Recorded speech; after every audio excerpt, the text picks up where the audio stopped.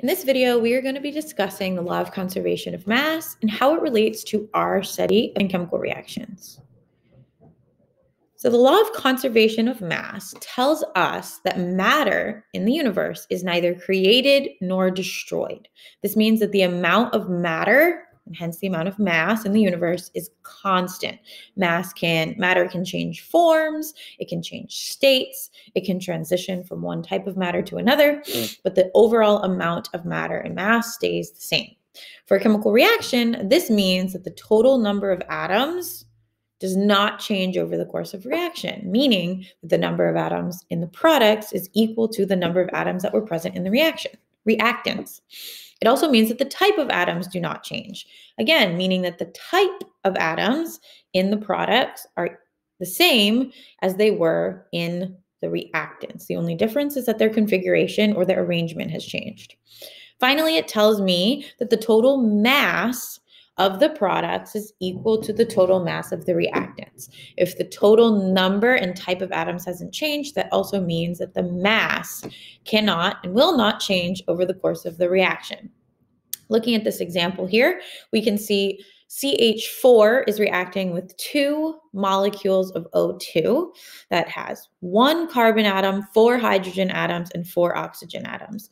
Over the course of the reaction, we see that those are rearranged into carbon dioxide and water.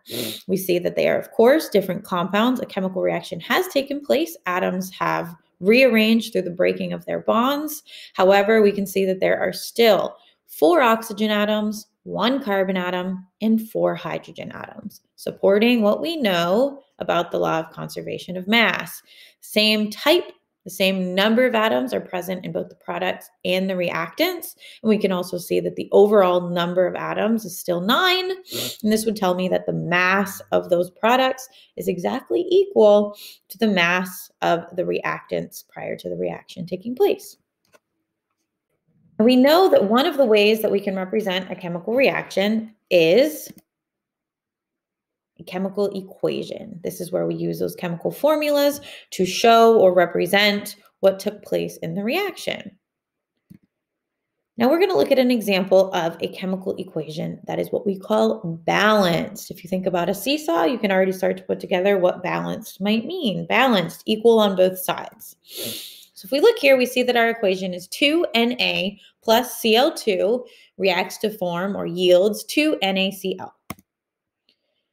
We can break this down to see that we have 2 Cl atoms, which are in the form of a molecule, Cl2, and we have 2 individual Na or sodium atoms that are present. That's 4 total atoms, and we can see that it's 2 of each, 2 sodiums and 2 chlorines. Now, over the course of the reaction, we see that we end up with some products, which are 2 molecules of NaCl. That looks like this, 2 molecules of, again, NaCl.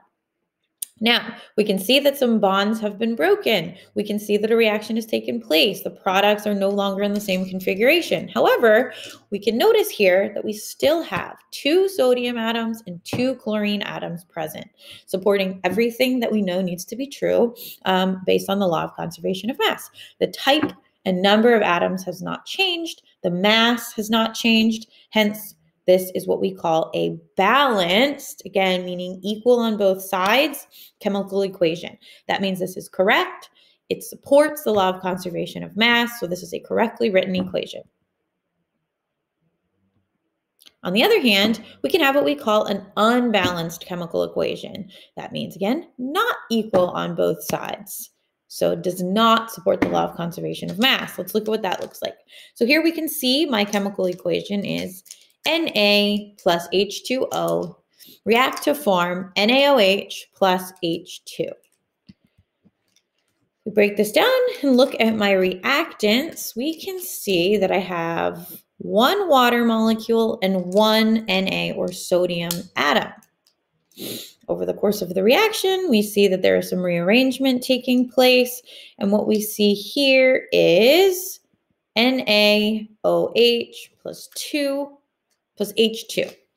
Now, if we look at the type and number of atoms, we see that we still have 1 oxygen atom, 1 sodium atom. However, we see here that instead of having the 2 hydrogen atoms that we had previously, we have 3.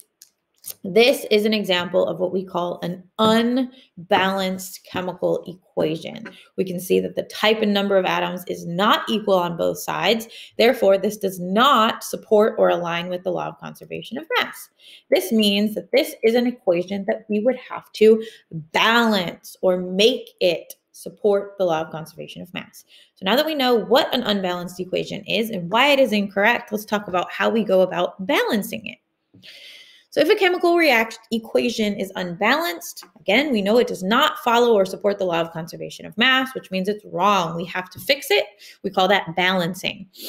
So in order to balance a chemical equation, we want to go ahead and change the coefficients of the compounds until the equation is balanced.